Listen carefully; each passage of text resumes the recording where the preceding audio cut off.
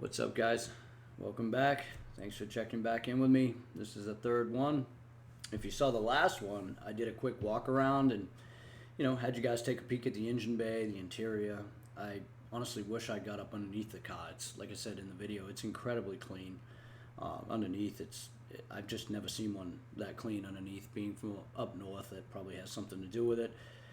But in this video, you'll see that I ordered some goodies about 6 months or so after I recovered financially from actually buying the car. But first and foremost, as you can see in the video or in the picture, an SVE 17-inch SC Celine style wheel. They were on the car when I bought it, and honestly, I love the way they complement the paint. But I think there's something that like any car guy can relate to. You want to make it your own, And while I like the wheels, I kind of have a vision of the car looking sinister, if that's possible with titanium frost. But just picture this. It's sitting low on black 18s with the black body molding that I'm going to keep, black Mach 1 lip, black emblems, smoked headlights, and all the windows smoked, windshield and all. I'm in Florida, so I can get away with it. And maybe a hood, maybe like the double R hood, or initially I always wanted a cowl, but I think that's just me, being from the 90s era of Fox bodies, the cowls were like the sickest hood. But that double R hood looks really sick. Anyway, I figured I'd include some of my pathetic attempts at basically seeing what my car would look like with different wheels on it, because unfortunately, titanium frost being a rare color, there is nothing out there I can really look at on the internet to say, oh, I like those wheels, or oh, I like those wheels, And I come from an era where centerlines were the shit. I mean, I still love centerline wheels. But needless to say, this was my attempt at taking a look at some of the wheels that are available through LMR, keeping in mind I really didn't want to go 5-lug. So I used Microsoft 3D Paint.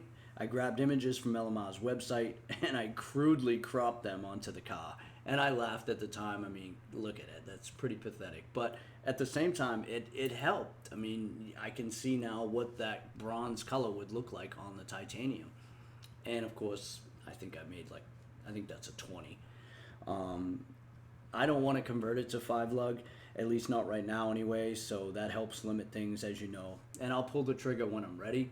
I really like the way the carbon color SC wheels look with the rivets on them. Those look pretty sick on there. This is a picture of the car, I believe from the ad when I bought it. That's not my driveway. It's just one of those things that you do, and you can see here my attempt at like smoking the windows out and the headlights. But I really like the way the black wheels looked on it. So I thought, you know what, let me take it a step further and color those windows black. And so yeah, this, like I said, it helped. I really do think it helped. And also some of the moldings on my car are faded, so I plan on hitting those with the SEM black. You can see I was actually getting the hang of things in this picture. The wheel actually looks somewhat realistic on there. So yeah, this is Microsoft 3D Paint with cropped images. I mean, it's just, I couldn't figure out any other way to do it. There's just not enough pictures of titanium frost Mustangs out there to begin with, let alone with different wheel options on them. I wondered whether or not the polished lip would look good. And in the end, I think I like the all black. So, and like I said, these are 4-lug. They came out at the same time, this particular wheel. So I really want to stick with 4-lug. So that's going to help make the decision. As much as I do like that BBS, like webbed style wheel, they make the Mustang look European. But the Tremec launch at the TKX launch right at the same time I'm making all these decisions was a no-brainer. I mean, it literally was. My budget screamed T5, but I had to have it. And you've probably seen it in the last video, so it's here. This was the glorious day. It showed up at my work. I was so stoked. And it's here. I got to eyeball a Tremec TKX for the first time very early on. Beautiful new Tremec TKX 5-speed, 287 first gear with a 68 overdrive. Yeah, I just ordered it from Hanlon Motorsports. However, on the box. It didn't say it came from Hanlon, so I'm a little confused about that. I communicated with Hanlon Motorsports through their email and website, so yeah, but I don't know, maybe he uses another company out of Texas that shipped it to me. So it's here.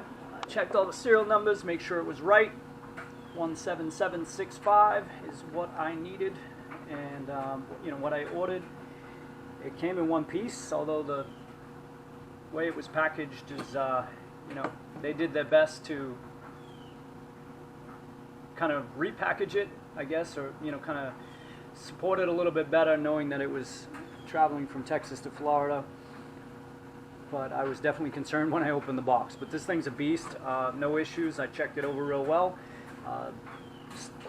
No issues with the input shaft. Everything spins perfectly and freely.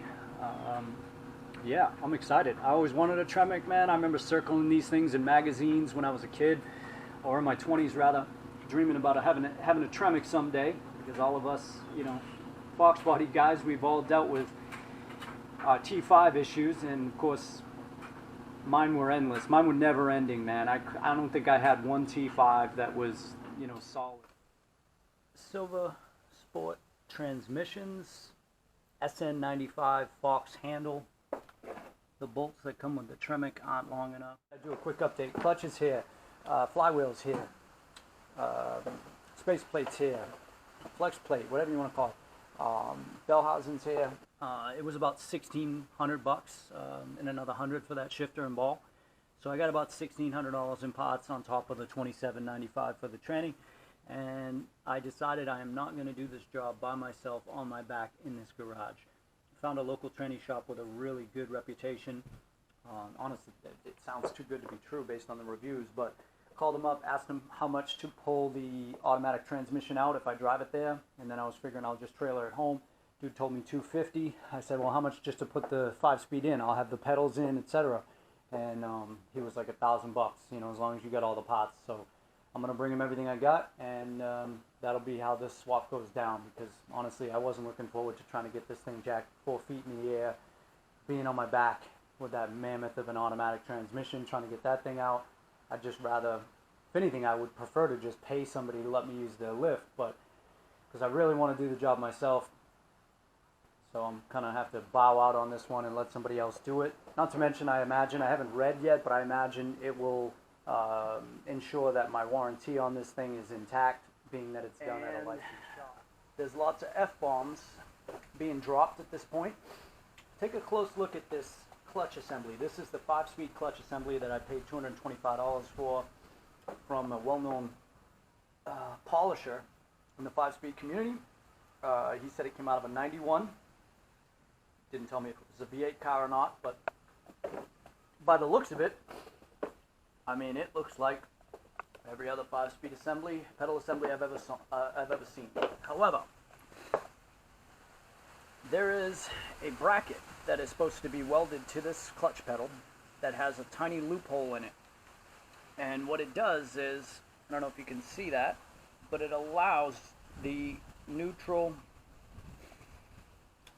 clutch safety switch to be installed and work. Now, this pedal assembly does not have that. But I'm at a crossroads here, because the factory neutral, or the clutch safety switch, there's 2 harnesses under the dash, and then there's a clutch dump switch on the right hand side, normally found up underneath the radio area. 2 of those 3 connectors have been looped, you know, and I believe in the past I left them like that, but as I read on, the AOD computer, if it's not sensing that the car is in neutral, then it may cause idle hanging issues. And the last 5-speed swap I did, that car never ran right after, if I'm honest with myself. And I only drove it for a short period of time, but the car never ran right. Now they talk about a neutral gear switch that is on top of T5s. Now in this particular transmission, this is the Tremec TKX. So I bought the backup light switch, which has the, now I'm like drawing a blank because I got a camera in my hand. it's jumped out. It has a jumper on it for the 5-speed installation. Now this connects on this side of the transmission over here to this, which is the backup light switch. But for some reason it's integrated on the 5-speed cars, or AOD to 5-speed cars, and it needs to have that jumper on it. I don't know. Long story short, this is your neutral safety switch here. This is your, your digital speedometer. This over here, under here, would be your mechanical. Now I looked under the car, and my speedometer cable is, I mean, it looks like a damn piranha got a hold of it. So I got to replace that before I send this off to the shop to have this switched out. But this whole dilemma here on whether or not I search out another clutch assembly that has the switch on it or not, because I don't even know if I should bother running the clutch switch. Where is the damn switch I paid 40 bucks for? I don't even know if I should bother running it at this point. I don't know if I ran it in the past or I just left the wires jumped out as they are. I mean, yeah, it's dangerous because the car's going to start in gear if you tried to. If you didn't push in the clutch, it's going to start. And I believe that's how I did my last one. But I don't want to have idle hanging issues, and I can't remember if I had that kind of an issue with my last car. I really don't. However, from what I understand, the idle hanging issue isn't even something I can correct by using the clutch safety switch, because it has nothing to do with it. It has to do with the neutral gear switch that is not even a part of this harness and has to be incorporated in this AOD harness in order to work properly. Now, the first 5-speed swap I did was on a 93, and I definitely didn't do any of that stuff then. I didn't do any neutral gear switch to the top of that T5. I just didn't. So I don't know. I don't know what to make of it. I really don't. And it's just getting me overwhelmed and frustrated.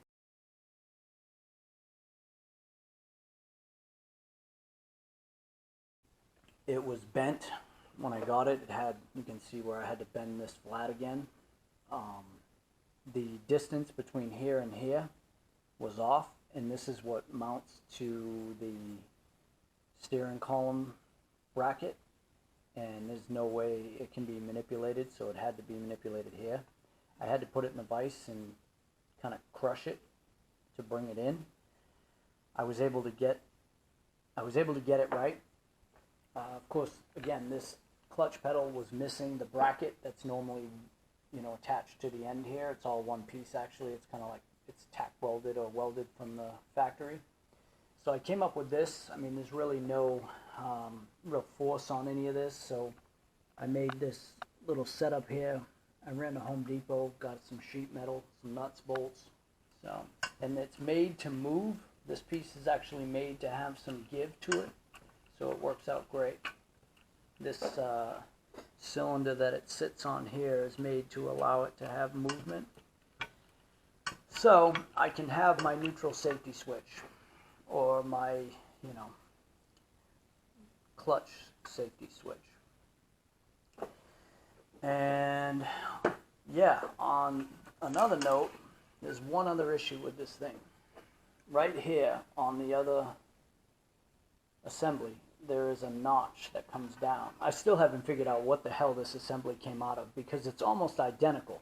I found out that switch that goes on this side that has like a little arm that comes out, and it depresses when the clutch is when the clutch is out, and then it releases when you push the clutch in. What that is, or it's a cruise control switch. It's made to allow you to disengage the cruise control by pushing in the clutch. However, this switch up here, the brake switch, the one that comes down through here, that one will also disengage the cruise control, from what I understand. And to be honest, I'll never use a cruise control anyway. I never used it my entire life. But, sorry about all the movement. This notch here is clearly not there. And this hole isn't even big enough for the bolt that goes through here. And the reason that's designed that way is because you kind of got to put it up in and then bring it upwards. It's kind of hard to explain, but the way this thing goes in, if you guys have done it, you definitely need this notched out. So I'm going to have to notch that out. What a pain in the ass, man. I put a set screw in here, little grub screw. I drilled a hole through this and then through into the arm itself, and I drilled a set screw in there, so this has really no, it won't move. Even if this loosens up a little bit, it just will have no movement, Next day, and you know how it goes. Try to have some passion, trying to have some motivation. It's 10 o'clock, I laid around, ate breakfast. Normally, I don't even bother. Normally I just come out here and do what I got to do until I'm starving. But I decided to eat, get some food in my system, just grabbed a coffee, and I think I'm ready. I still got to cut this upper notch on this one. I mic'd all this, well, I used a pair of calipers rather, and I measured everything. This particular setup was wider, but when I got this, you can see here, this thing was pretty badly bent. It was already painted black when I got it. So I bent it back in the vise, and then this piece here, which mounts to the column, was wider on this one than this one. I measured everything else. It all seems the same, because I'd hate, these things are a pain to get in there as it is. You're in there fighting, you're moving things around, you're bending stuff. It's a pain in the ass. So I'd hate to have to go, I hate to go through all that trouble and find out that the reason I'm fighting so hard is because it just won't work. So I did take the time to measure everything. It all looks right. I was able to bend this back, which may have just been bent somehow when they were removing it or in storage over the years. Who knows? I have no idea where it came from. So it does line up now. And of course, this is what I came up with for the neutral safety. I'm not going to bother plugging in the cruise control one that's on this side. I did find it. It was tucked up behind my radio with a